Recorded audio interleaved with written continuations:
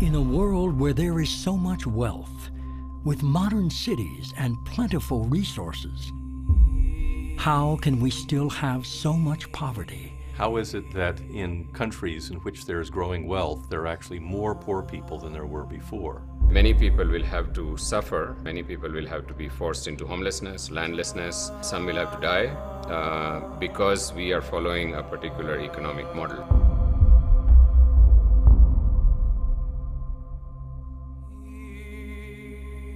Sub-Saharan Africa is paying $25,000 every minute to northern creditors. I think people don't understand that it is actually the South that is financing the North.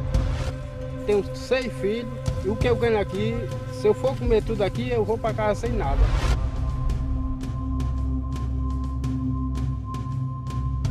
Toute une série de politiques qui sont appliquées dans les pays du Sud endettés sont dictées à partir de Washington. Now, what was particularly flawed about a lot of these theories was they did not lead to economic growth, and yet they pursued it. My interpretation is because Wall Street wanted it. Okay, I can say life in the slum is very hard. Okay, sometimes we do go without even eating supper now.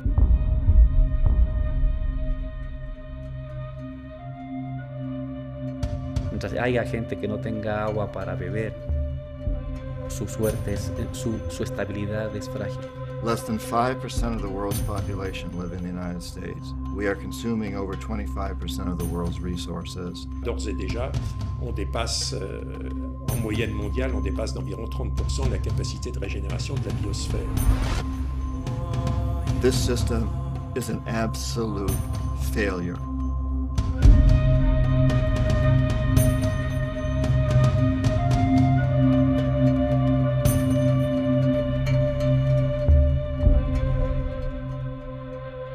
New York. So in New York, it's at the Village East, which is where? Which is in 12th Avenue and 12th Street and 2nd Avenue.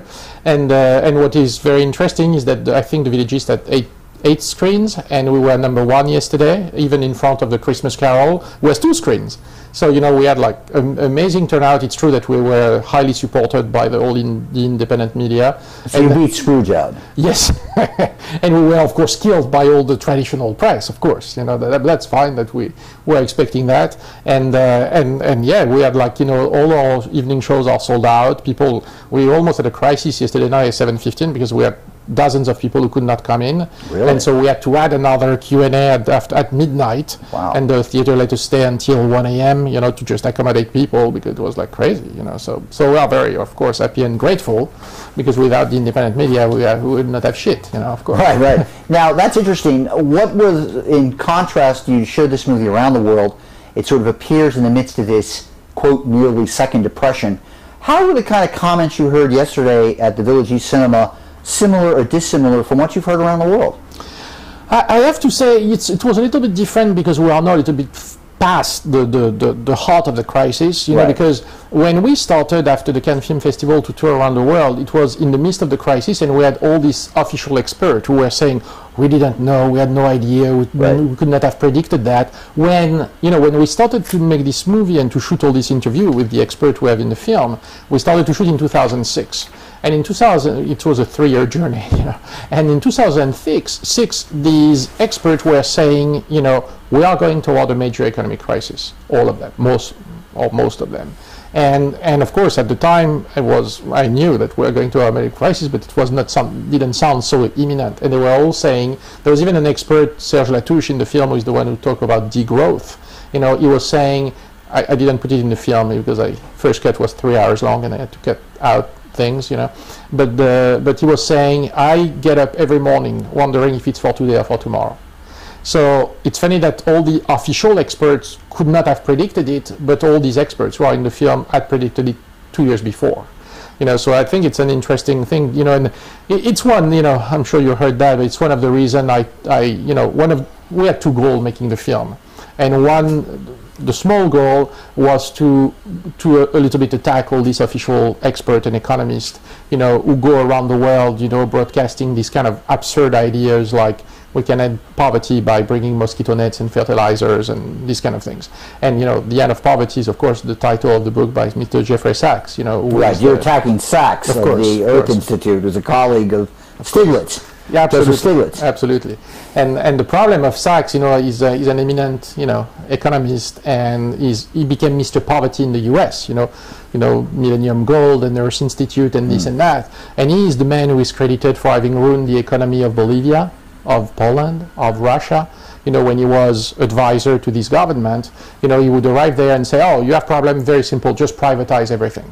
You know, he's part of the Chicago School of Economics, you know, all the Milton Friedman and all this and all that. And when you go to Bolivia today, everything is privatized, you know, apart from what Morales, you know, renationalized, you know. Well, the water, of course, is the main issue. Let's go into that. But even before that, you know, everything is privatized. Television, telephone, you know, all resources, train, everything. And everything is destroyed. You know, trust me that in Bolivia, they are convinced that Jeffrey Sachs is destroyed the Bolivian economy. And the worst part is that in his book, The End of Poverty, he goes back to the Bolivian experience and say, well, after these tens of years of distance, now I can see what was wrong in Bolivia.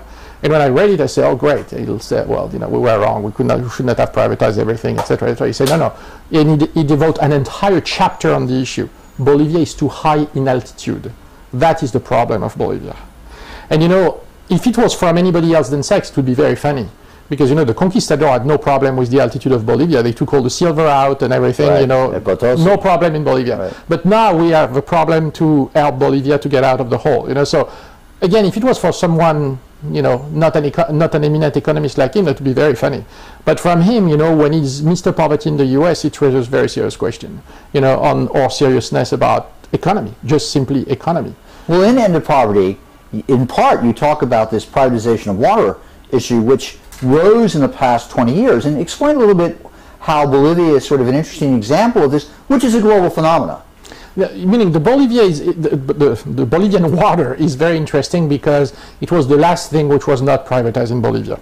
And it was not so long ago, actually, it was 10 years ago. Government needed money, went to the World Bank, and the World Bank said, absolutely, we'll give you this loan, but you have to privatize the water. You know, and the deal was made between the World Bank, Bechtel Corporation, and of course the Bolivian government, which passed a law by which even rainwater and water from the river were out of reach, became out of reach for the people. You didn't have the right anymore to go fetch water in the river or collect rainwater because it would hurt the interest of Bechtel Corporation, which is kind of amazing. And Bechtel got the deal because they promised to renovate, of course, the entire water system, bring water all over the country to people who didn't have it, etc., etc. After 6 months of being in the country, they didn't even buy their computer or rented the building in which they were housed. You know, the Bolivian government paid for all that. They didn't do any modification or anything. They just raised the water price by twice or thrice, you know, 300%. 300% for everybody, including the poor people. So, of course, people could not pay. It's easy to see why. But also, it was going against, you know, very strong cultural belief of the Bolivian people, of the Aymara and the Quechua and all the nations which are in Bolivia, which is water is part of the Pachamama, Mother Earth, and that nobody can own or control Mother Earth, the Pachamama. And it's why they decided they would not take that, and they went into the street, and it started mainly in the region of Cochabamba. That's what was controlling Bechtel. You have other of the big international water company controlling other part of the country, and they blocked the entire region of Cochabamba. The government sent tanks and militaries. There were people killed, shot, in prison, but they resisted, they held, and Bechtel had to leave. Bechtel just packed and left. What the funny part is they sued the Bolivian government for damages. Damages of what? They didn't spend even $1 there, but that's okay. Then after they let it go when Morales came in power, because they understood they would never make it through, you know, so. Because even if they won in international court, as it happens usually, they would never get paid. Of course, Morales made it clear they would never give them a penny for having done nothing, of course, you know, so. But that's an interesting example how, you know, if people take things in their own hands, they can't make things change, even in front of tanks, even in front of major international corporations, etc., etc. Now, in your film, End of Poverty, unlike other films on globalization, you take, as Baudel says, a longue durée view. That is going back to the period of the expansion of the West in the 15th and 16th century. Now, that of course introduces the viewer to a different way of looking at globalization. And I want you just to go into why you took that approach and what's your critique of how this issue is presented to the public now, in contrast to understanding it historically. Well, you know, I think that it's a long, complicated question and a long, complicated answer, but I'll try to make it simple. Is that I wanted to do that because, you know, I think that I don't know say everybody, but everybody interested by these kind of issues understand the problem of the World Bank, of the IMF, and the structural adjustment program. The debt issues. You know, someone like John Perkins, who is in the film, made it clear about how we create fake debt in international country with confession of an economic hitman, etc. So that we know, and people are kind of aware of this kind of thing. They are maybe not aware of the part that we go through in the film, like, you know, the CIA is killing, or, you know, or taking out of power a president, you know, legitimately elected in some countries, you know, like we do. But let's say they are aware of that. What they are not aware is how it came to be. It's not that suddenly we woke up and say, hey, let's go kill president and take resources and, you know, etc. You know, it's really started, you know, with what I call the beginning of modern time and the beginning of globalization. Globalization didn't start 20 years ago. It started 500 years ago when Europeans, which were this very small country, decided to brutally expand to other countries and other continents. You know, like it was the first time that you would have a massive, brutal transfer of resources. You know, like we arrived in South America and after in Africa and in Asia, of course, and stole the land, stole all the richness, transformed people in slaves. You know, and that was able, you know, in all these screenings that we were talking about, in all these festivals, I did a lot in Europe, of course. And I asked, you know, because the audience usually finish the movie like with their mouth open, you know, like, oh my God, oh yeah, a lot. And I say, well, look, you know, it's very simple. Look, how do you think our ancestors, coming from this very small country, Spain, Portugal, even France, UK, even worse, Belgium, Holland, you know, how did they build these empires? How did they create this massive, you know, industrial revolution? We had no resources whatsoever. Look at Belgium and Holland. They have no resources. You know, in UK and France, we're a little bit of coal. Big deal, you know, and nothing else. How could we do that? Well, we could do that, of course, by this massive transfer of resource. Were people that uninformed about that as part of the process, do you think? I think that everybody knew about the conquest and all that, of course, but I think they don't connect the dot between this beginning and actual time. You know, and what I try to show in the film is that, in fact, the system that we created, number one, remained the same. You know, we just changed the tools. Now we don't go there with the guns and the tanks and the whatever. We go with economic tool. We go with debt, you know, to enslave these countries. We go with this economic hitman. We'll go make this kind of, you know, bargaining and all this kind and all this horrible deal that they make, you know, to indebt these countries. You know, it's the story of John Perkins that I guess now everybody knows. Someone who looks like me will walk into that president's office. I had the job at one time. Walks into the office and says, and now I just want to remind you that I can make you and your family very, very rich if you play my game, our game. Or I can see to it that you're thrown out of office or assassinated if you decide to fulfill your campaign promises. And usually it's said a little more subtly than that because there may be a tape recorder listening. But they get the message because every one of those presidents knows what happened to Arbenz of Guatemala and Allende of Chile and Roldos of Ecuador and Lumumba of the Congo and Torrijos and on. The list is very long of presidents that we have had thrown out or assassinated. There's no question about that. And they all know this. So we perpetuate the system that way. Here you offer from this pocket, you offer a few $100 million, corruption. Or from this pocket, you offer subversives, jackals, to go in and overthrow the government or assassinate the president. And this has happened time and time and time again. Usually the economic hitmen are successful, so we don't need to send in the jackals. But on those occasions when we're not successful, as for me, I failed with Omar Torrijos in Panama and Jaime Roldos in Ecuador. And so the jackals were sent in and assassinated these men.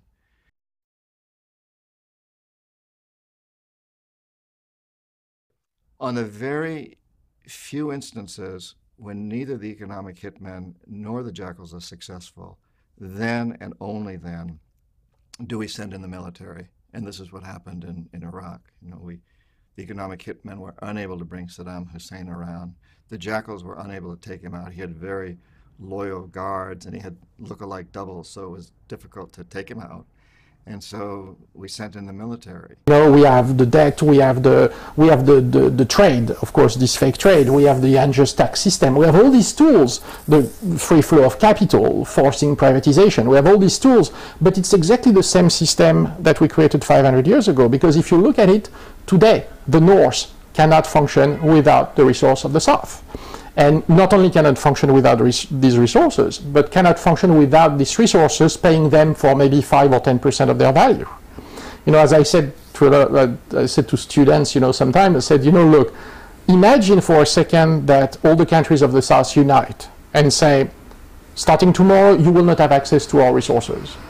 All the economies of the North collapse immediately. America, Europe, Japan, Korea, immediately collapse, you know.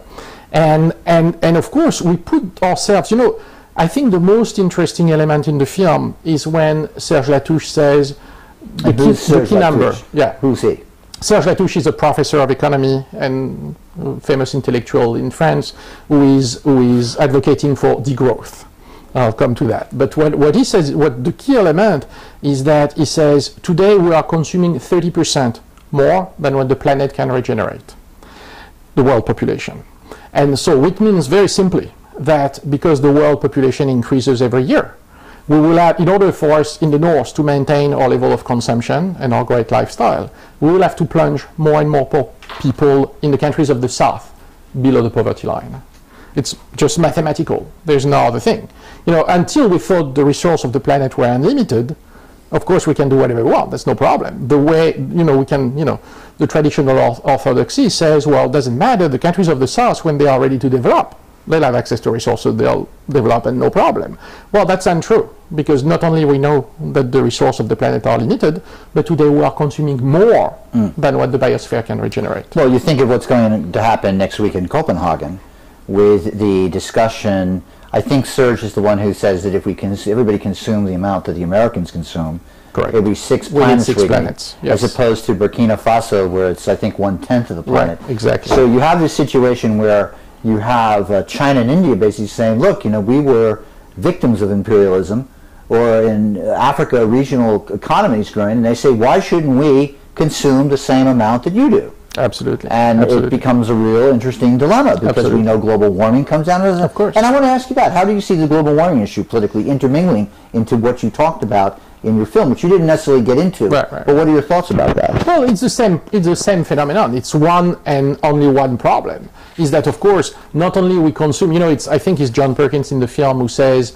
20% of the world population, which is us, of course, consume 80% of the resources and create 70% of the pollution. You know, so it's the same thing. But I think what people don't realize is that the poverty problem is a much more dramatic problem than global warming. And I'm not minimizing global warming, of course, saying that. You know, is that we know that global warming will start to kill people massively in the next 10, 20, or 30 years. We have been killing people massively for the last 100 years. Because of that, you know. Well, hundreds of years, actually. Well, of course, absolutely, yeah, absolutely. But you know, like the last card of the film said, 20,000 children die every single day from poverty-related causes. You know, and is not enough to tell us, you know, that we are in a very, very serious problem. You know, we have been digging a hole under our feet for like 100 years, hoping that we will never fall in the hole. You know, like if we consume more than the planet can regenerate, we are in very serious trouble. Or as Serge Latouche says, unless we can find 6 additional planets, you know, with the same resources. Right. If we find 6 more planets with the same resources, we're in good shape, no problem. But that probably not too likely. Yes. Now, another point you make, and again, it's lost in this debate, and frankly, even the globalization people demonstrating in Seattle, when this all started, let's say, in view in the United States. You know, I would go to these meetings, and again, while they would emphasize third world debt, the historical impact of this, which perhaps an older person was more familiar with, was sort of absent from it. And I'm thinking of the effect of the monoculture you talk about that's developed in colonialism and neocolonialism, the question of what happens after the war. And how does that play into this factor, or is ignored in your mind by all the different forms of media that talk about this, mainstream media, popular media? Yeah, I think that's it's one of the most important thing for me that the film does is that, you know, for example, you know, a lot of people, as I'm sure you have seen, you know, compare the film to the last Michael Moore's film, Capitalism, and right or wrong, we are a very small film. He's a very big star, so you know, but whatever, you know. And I have to say, no matter how much I admire Michael's work and I would support him in any way, shape, or form, you know, I think he makes one mistake, apart from the style and this and that we can talk about. But he makes one mistake: is that if the result of these films or his films is to say they are bad people doing bad things, we don't go anywhere. Because if the problem is that the bankers are bad and we have to remove the bankers, that I don't think we made any progress. Because, you know, you can remove the 500 worst banker around, 500 new will come and do the same thing. The problem is not that people are bad and doing bad things. The problem is the system is created for them to do these bad things. And it doesn't matter if it's them or someone else. It will be the same thing because the system is geared that way. And unless we understand how we build this system through the years, you know, it will never work, because it's not that people are bad, it's not that the bankers are bad, it's not that Wall Street is greedy. Who cares? That's not the problem. The problem is we entrapped ourselves in the system we created. If today we cannot function without stealing the resources of the South, we have a very serious problem, because it means that, again, as I was explaining, we'll put more and more pressure on the countries of the South, and therefore, as the expert says in the film, we'll have more and more war resources, we'll have more and more terrorism, because, you know, John Perkins says all the time, we did a lot of Q&A together, and he says, you know, I met a lot of terrorists in my life as an economic hitman. None of them wanted to be a terrorist. You know, we love in the North to portray these people, you know, as religious fanatic, that I'm sure they are too. I'm not excusing anything, of course. You know, but religion is just a conduit to help them achieve their goal. And their goal is to free themselves from oppression, not to impose another religion. That's not the goal. The goal is that, you know, you cannot put pressure and destroy lives and prevent entire generation of people to feeding their family and assume they will never do anything. You know? Now, in End of Poverty, you talk about the Washington Consensus. And when one looks at the kind of debates we're having right now in the aftermath of these elections we've seen, these off-season elections, that is in Virginia and in New Jersey and up in Maine, you know, we see the Republican Party is resuscitating itself, no surprise, and that they're aiming to reconquer the Congress in 2010. And in the midst of all this, people are criticizing Obama because, and Stiglitz and Krugman and other liberal commentators are saying, well, these guys didn't have a clue. They had essentially the equivalent of a breakdown that one could compare to the Confucians in the late 19th century. They could not imagine that something like that, the free market would collapse like this in such a way. Now, how does this Washington Consensus, how do you critique Obama and his policies, his political economy ideas in the context of the film that you have made? I know you don't talk about Obama in the film, but how would you extend it out? Well, you know, I think that, you know, I had this discussion several times around the world with all the people, you know, that we played the film in front, and they always ask me, because they know I live in the United States, and they always ask me what's going on with Obama and what I think. And you live in Los Angeles, my God. Exactly, you know, and in the heart of the hedonism capital of America.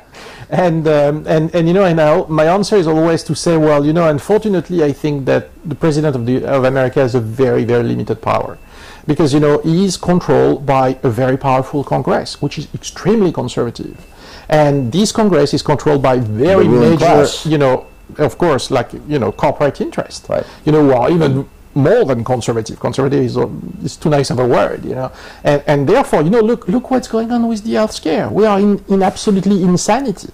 You know, if you have tons of small countries around the world who can give free health care to everybody, including Cuba, right, who has the best medicine around the world, you know, United States cannot do that.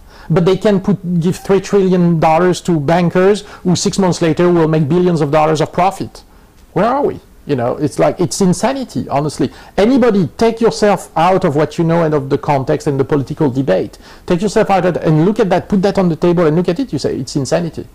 It's absurd. It's beyond absurd, because, of course, all the American culture is still in the trickle-down theory type of frame of mind. You know, make the rich very rich and everything will be great. Make the corporation very powerful and everything will be great. And if you look at that from an outside point of view, you say these people are insane. They are absolutely insane.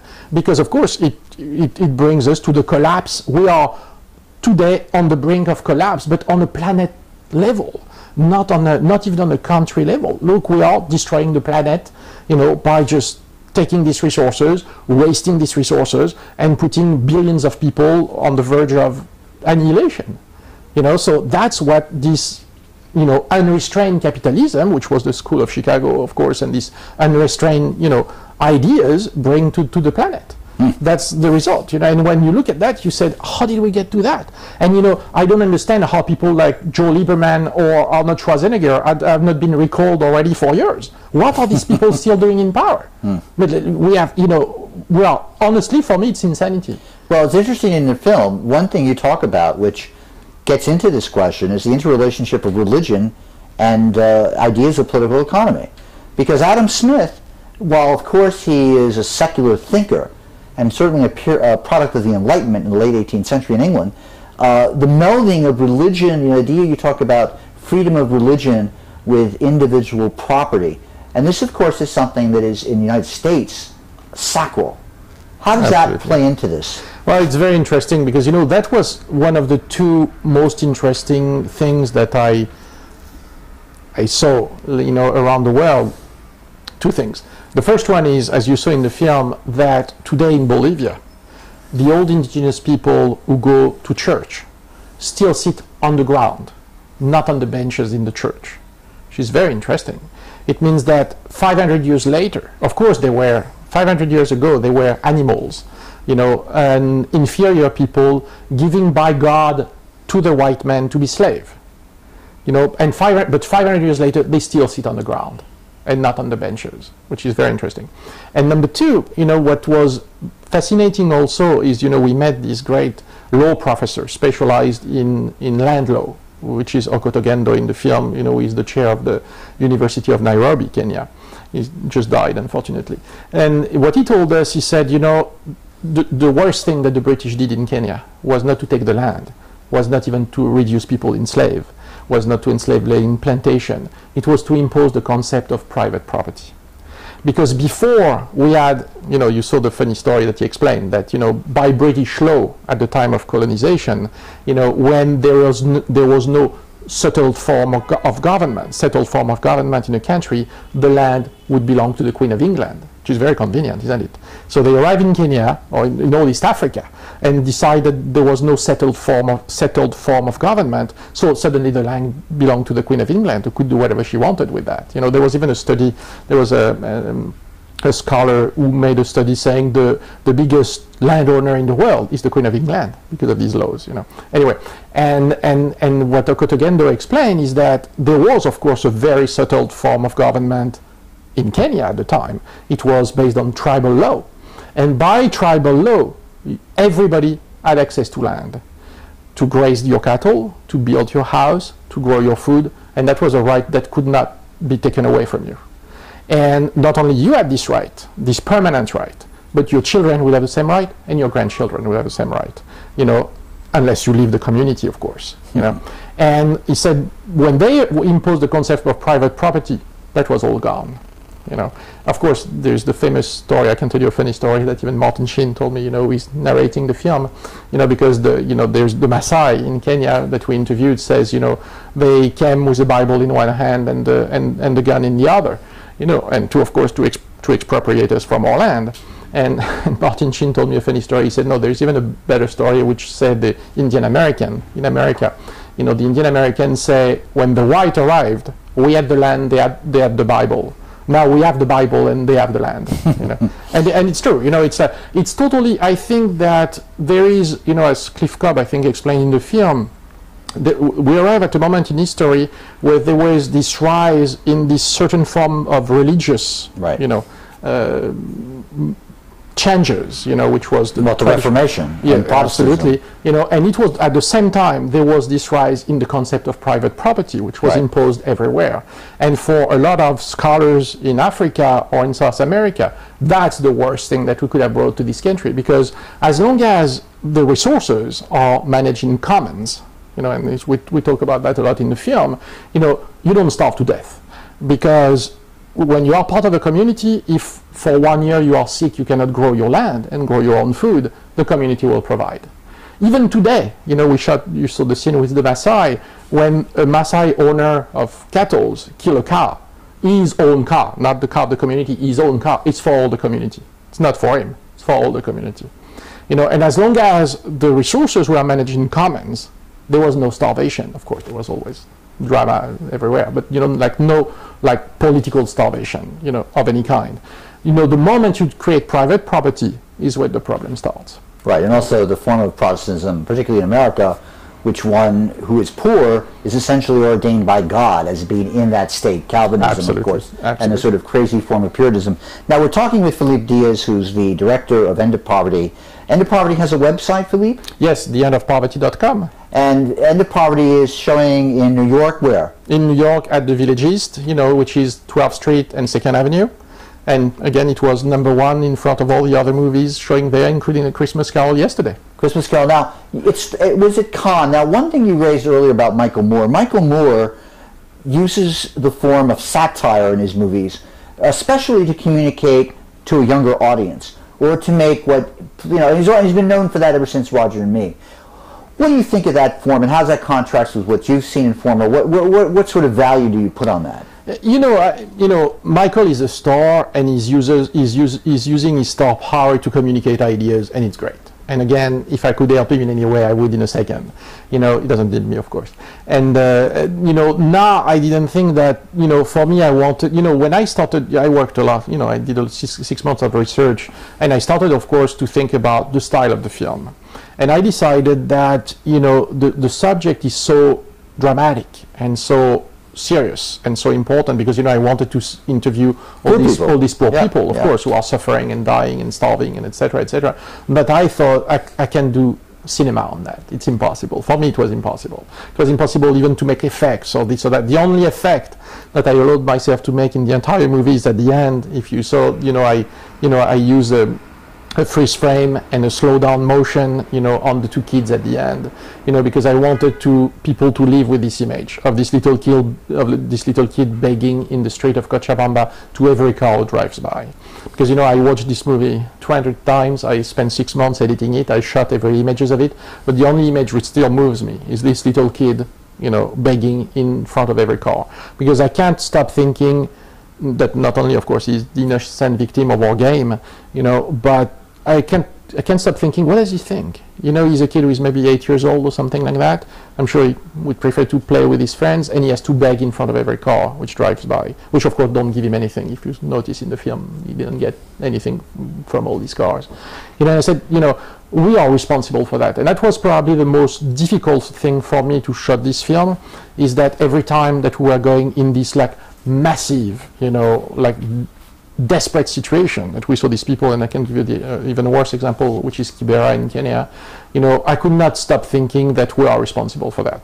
Mm-hmm. And it's why at the end, Serge Latouche talked about degrowth. Because degrowth means it's clear that these people will never be able to develop, unless we degrow. Degrow doesn't mean necessarily drive less and eat less. It means, maybe work consumption. Yes, but maybe in working less too. What about if you, rather than to work 12 hours a day, you work 5 hours a day? And with working 5 hours a day, you will, I guess, consume less, but also consume better. Like locally produced food, rather than food coming out from all around. It's to think of another system. I was giving you the example of Kibera, because that was probably one of the worst. Kibera is like in Kenya. It's a big slum in Nairobi. It's the biggest. In fact, it's the biggest slum in East Africa, and it's in the suburb of Nairobi, which is a rich city in a rich country per African standards. And there are in Kibera probably 1 million people, which are packed on top of each other in the equivalent of maybe 10 city blocks of New York. And people think there are 70% who are HIV positive in this million, and they have no electricity, no water, no toilets. So when they need to go to the bathroom, they use what they call the flying toilets, which are simple grocery bags, plastic bags. They use that as a toilet, and they toss it in the street because there's nothing else they can do. So in every 5 blocks of Kibera, you have mountain of this plastic bag with human excrement in it. So I don't have to tell you what it does. And they are in a rich city and in a rich country. But what is very always interesting to remember, I did another interview there which made us understood a lot of things. It's not in the film because I have to cut it down, which was one of the historical general of the Mau Mau rebellion who kicked the British out of Kenya. And the general explained, he's 82 years old, 83 years old, I think. He explained that, the Mau Mau started as a movement to get the land back that had been taken, at the time, I think 85% of the arable land was in the hands of white settlers. Yeah. And so the Mau Mau rebellion started as, give us back our land. And he said, when we kicked the British out, when we got our independence, we were very happy. It was like, we said, that's it, we'll have our land back. And he said, we were very, very naive and very stupid. The British, of course, were much smarter than us, and they had everything organized. The land was transferred from a white minority to a black minority, who agreed, of course, to continue the same policy of growing food for export, and et cetera, with the British government. And, here in the North, even us, liberal, see Jomo Kenyatta, the first president of Free Kenya, as the liberator and this and that. He was, before anything else, the biggest landowner in Kenya. Well, you see the same contradictions in Zimbabwe with Mugabe. Yeah, of course, Mugabe cooperated with the white settlers up to the point of the structural adjustment program in the early 90s, then he jumped ship. Now, just to shift gears a little bit, when you have started something called Cinema Libre, tell us what that is. Well, it's when President Bush was elected the first time, I had the feeling something had to be done, and we should react to that, meaning all of us, like independent media, independent filmmaker, and this and that. And I decided to create like a mini studio, which does everything in-house: production, distribution, foreign sales, post-production, etc., but which would be specialized in social-political film. And that's what we did. We produced and distributed. That's an adventurous. Yes. Adventure. Yes, and we feel very lonely in Los Angeles, I can tell you that, in our endeavor.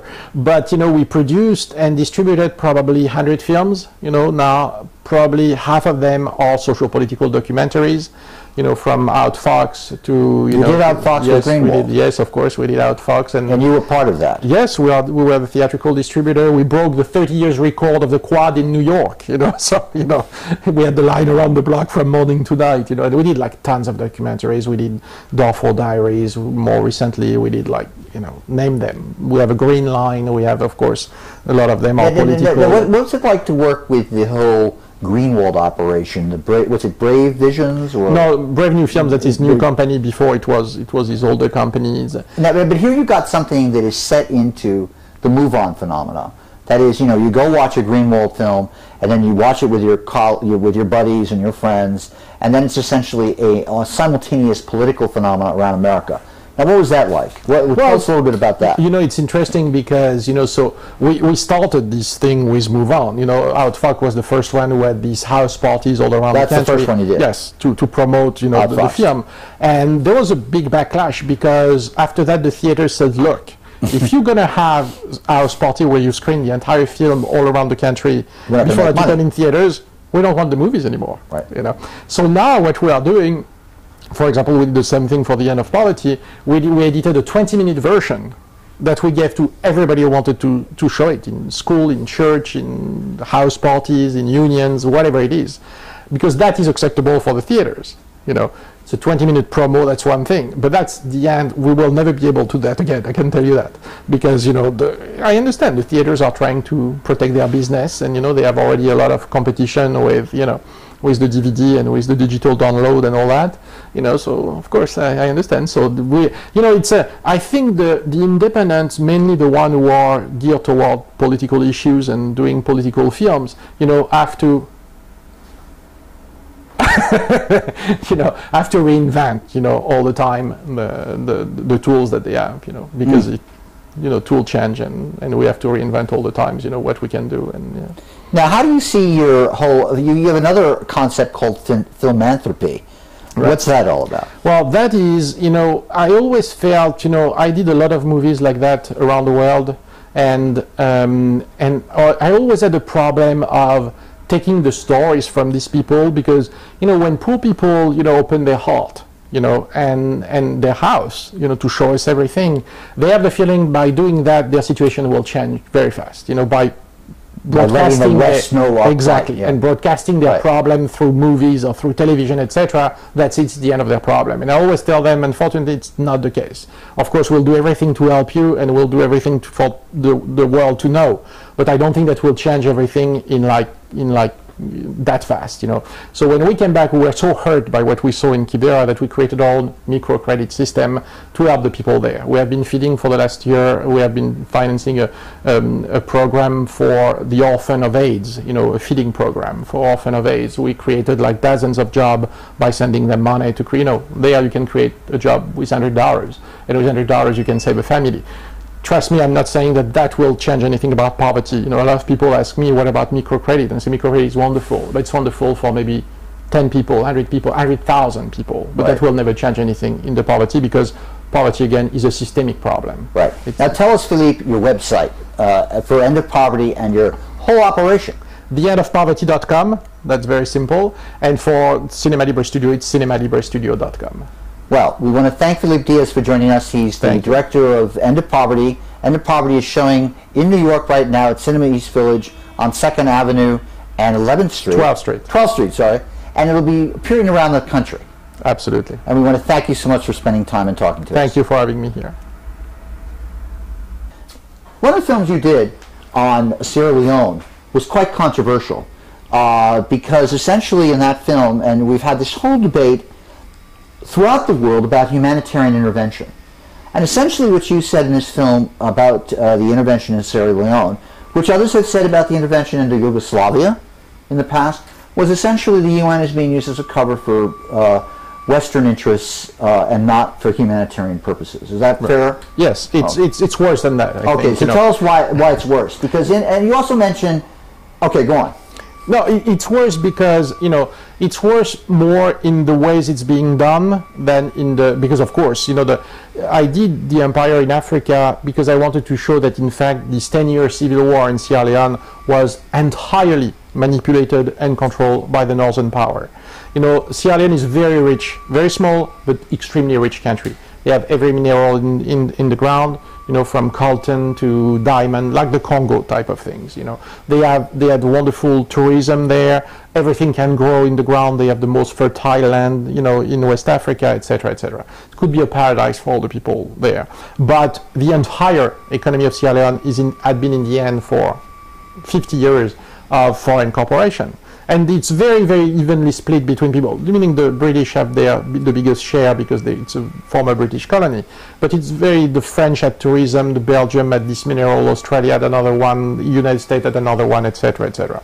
And that was fine until the middle of the 70s, when the economy started to go down because of the oil crash and this and that. And what happened is that, the rebel tried to change things by, legal action, we'll call it, like by election and this and that, but which was absolutely entirely manipulated. And at the moment, when people started really to starve to death, they took weapons and decided to fight. And their number one motto was foreigners out of the country. Right. Now that, of course, is the controversial part, because you, in the movie, show the RUF, and when we look at Hollywood images of the RUF in Blood Diamond, absolutely, which, if I recall, won the Academy Award. I'm not sure, but well, anyway, it was up there as a nomination. Right. You see the RAF as a bunch of murderous thugs, and anybody I know who's been there basically says they're all a bunch of murderous thugs. But how to tell us how you deal with that contradiction, and what you think about how these issues and battles and conflicts in the third world are misrepresented by the Western media. I'll tell you, which is very interesting, is that when we went there in Sierra Leone, I did all my homework and all my research, and all the major media in the world, including very serious papers, the New York Times in US, the Time in London, Le Monde in France, etc., etc., were portraying exactly what you said. The RUF are not only killing people by large number, but amputating people by large number. These very serious newspapers were talking about millions of amputees But, you know, and when you think that the RUF, the Sierra Leone population is 4.5 million people, or was 4.5 million people at the time, you said millions of amputees. It means like 1 person on 2 is amputated, right? Which is possible, of course. You know, so when we arrived there, we said, I was scared to death to see this amputee like all over the place, right? I didn't see any, zero, none. Really? None. Interesting. You know, and so after a while we said, well, why don't we go ask the government, because the government was pro. And you're coming in here innocently trying to figure out what the hell's going on. Almost innocently. Almost innocently. You know, so we went to the government, and the government was pro Western power or Northern power, of course. Right. You know, and at the time it was the government of President Kaba, who was elected by totally fraudulous, you know. And Kaba is someone who's a fraudulent election organized by the UN. Yes. Right. In the United States, along with Jim Jonah. That's correct. Right. You know, he's John Jonah. He was a UN official, and he was elected by fraudulent election, which have been proven fraudulent by NGOs, you know, organized and paid by the UN. Whatever, let's pass that. It's not very important in front of everything else. So we went to the government and we said, where are these amputees? We are talking about millions. Oh, the amputees is very simple. We put them all in a camp. I said, my God, millions of people amputated in one camp? That will be the most horrible thing ever seen, right? So we went in the camp. There was in the camp 150 amputees. And I said, where are the other? Oh, we can show you the other. They are lost in the middle of the countries. You can guarantee your safety. You can go, but why don't you go interview these people? I said, okay, we'll interview these people. So I interviewed these people who, you know, oh yes, I was a poor peasant in my village. The roof arrived and cut my hand and this and that, but who is the representative of the government? And after I came back, I said, something's really wrong right there, you know. So I decided to return in the camp, in the same camp, you know, without the representative of the government. I sneaked in, you know, an evening, and I returned to see the same guys. And I said, look, you know, you told me that you were amputated by the roof in this village, but there was no roof attack there. So what's the story? Ah, no, it was not the roof. I said, it was not the roof. Who was that? Oh, it was the army. I said, the army? So why did you tell me it was the roof? Well, because I'm paid to tell you that. The government is paying me to tell you that to all the journalists. And if we don't do that, we are being killed and etc. I said, huh, really? And so it was either the army or the Kamajors, or of course the roof. Trust me, I'm not innocenting the roof in that. I even got that. And some attacked you because they felt you were unfairly defending the roof. Of course, you know, and I got the roof in the film to confess that yes, of course, they committed these atrocities, and for one reason. I'll tell you how it started, this amputation, is that when they were in exchange fire, killing each other, etc., when the government would catch a roof fighter, they would kill him on the spot. When the roof would catch a government soldier, you know, etc., rather than to kill him, they would cut his hand, because they wanted him to return in his community and to show his hand and to say, you don't raise your hand on your brother. That was the whole concept of the roof for amputating people. Rather than to kill them, they wanted to cut their hand. I'm not excusing anything explaining that. I'm just explaining. Right. Okay. And what is very interesting is that, you know, so all the mass media were totally manipulated, thinking that there were millions of amputees, because it was very dangerous, of course. We were there, but it was not that dangerous, but it was dangerous, no question. And the government would organize tour. You know, this camp had been set up by the government. Village. Yes, next to the airport. Next to the airport, and next to the only international hotel where the journalists could stay. Very, very clever. So they would take the journalists, bring them to the hotel, say it's too dangerous, we can guarantee your safety, we'll bring you to the camp, do your interview, now you can go back home and make your article. And that's what happened for years and years and years. So when I brought the film in Cannes... And the film is what?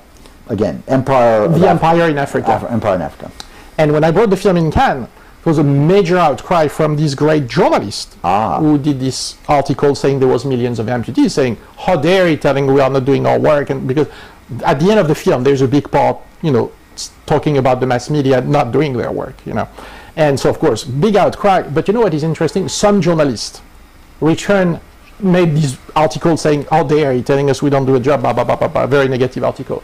But some returned in Sierra Leone to just see what was going on and did the same thing I did and came back and wrote new articles saying, yes, we have been totally manipulated by the government there. Let me give you just one statistic, which I worked out in minutes, because otherwise it's incomprehensible. Sub-Saharan Africa, which is the poorest part of the world, is paying $25,000 every minute to northern creditors. Well, you could build a lot of schools, a lot of hospitals, you could make a lot of job creation if you were using $25,000 a minute differently from debt repayment. So there's this drain, and I think people don't understand that it is actually the South that is financing the North. If you look at the flows of money from north to south and then from south to north, what you find is that the South is financing the North to the tune of about $200 billion every year.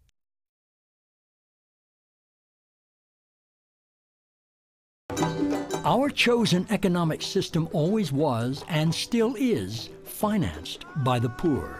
They did so first by giving up their land and their access to natural resources, then by financing its expansion through debt repayment, unfair trade, and unjust taxes on their labor and consumption. In addition, by forcing the poor to overpay for energy, food, and other basic necessities, the North ensures that poverty will deepen and inequalities will increase.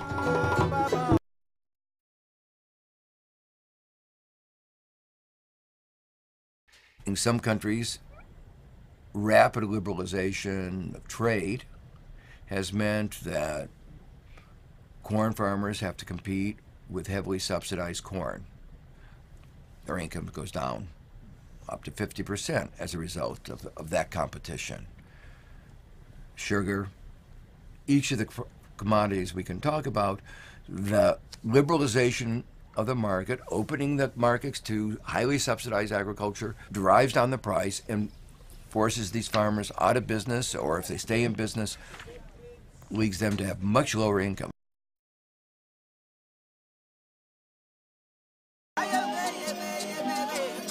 These people you see over here, they are pastoralists and agriculturalists. It is livestock farming that they depend on. They cultivate maize. Now all those is gone.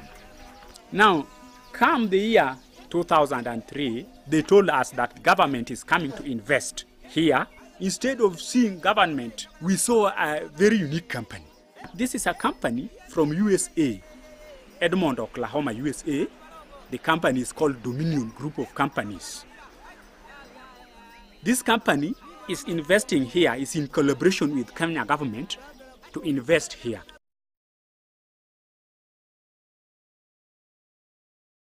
Je pense qu'il y a une date qui est tout à fait clé, c'est 1492, quand, à partir de cette année-là, les Européens interviennent d'une manière tout à fait brutale dans l'histoire des peuples de ce qu'on appelle aujourd'hui les Amériques.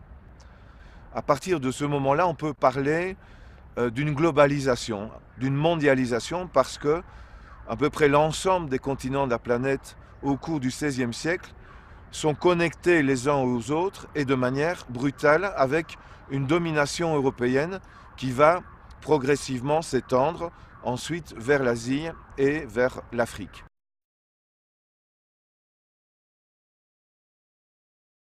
We will identify a country, usually a developing country, that has resources we covet, our corporations covet, like oil. And then we arrange a huge loan to that country from the World Bank or one of its sister organizations. Now, most everybody in our country believes that that loan is going to help poor people. It isn't. Most of the money never goes to the country. In fact, it goes to our own corporations. It goes to the Bechtels and the Halliburtons and the ones we all hear about, usually led by engineering firms, but a lot of other companies are brought in. And they make fortunes off building big infrastructure projects in that country. Power plants, industrial parks, ports, those types of things. The country's left holding this huge debt that it can't possibly repay. So at some point, we economic hitmen go back in and we say, you know, you can't pay your debts. You owe us a pound of flesh. You owe us a big favor. So sell your oil real cheap to our oil companies, or vote with us on the next critical United Nations vote, or send troops in support of ours to someplace in the world.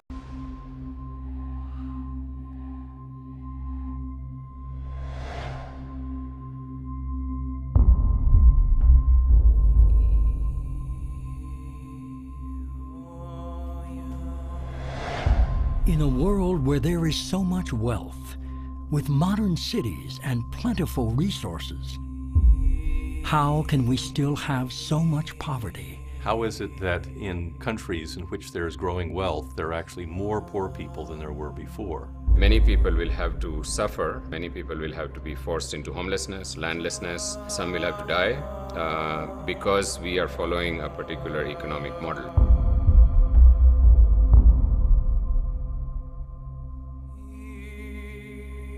Sub-Saharan Africa is paying $25,000 every minute to northern creditors. I think people don't understand that it is actually the South that is financing the North.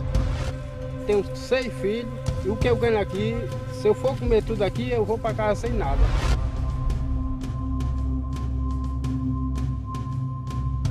Toute une série de politiques qui sont appliquées dans les pays du Sud endettés sont dictées à partir de Washington. Now, what was particularly flawed about a lot of these theories was that they did not lead to economic growth, and yet they pursued it. And my interpretation is because Wall Street wanted it. Okay, I can say life in the slum is very hard.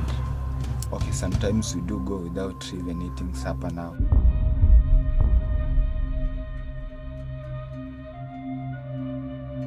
Mientras haya gente que no tenga agua para beber, su suerte, su estabilidad es frágil.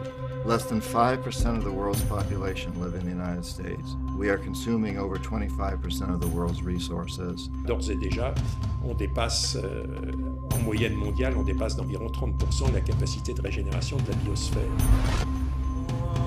This system is an absolute failure.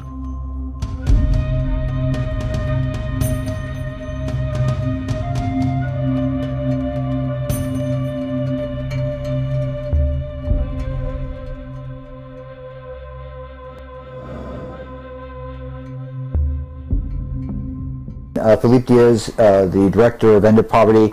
End of Poverty is where on the website? Or where on the web? Where can you see it on the web? theendofpoverty.com. And what is the website of your overall operation?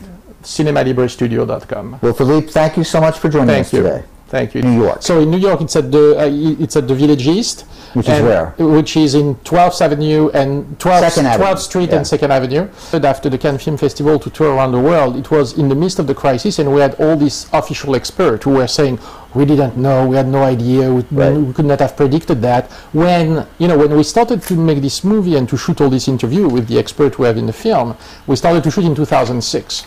And in 2000, it was a 3-year journey, And in 2006, these experts were saying, we are going toward a major economic crisis. Or it's funny that all the official experts could not have predicted it, but all these experts who are in the film had predicted it 2 years before.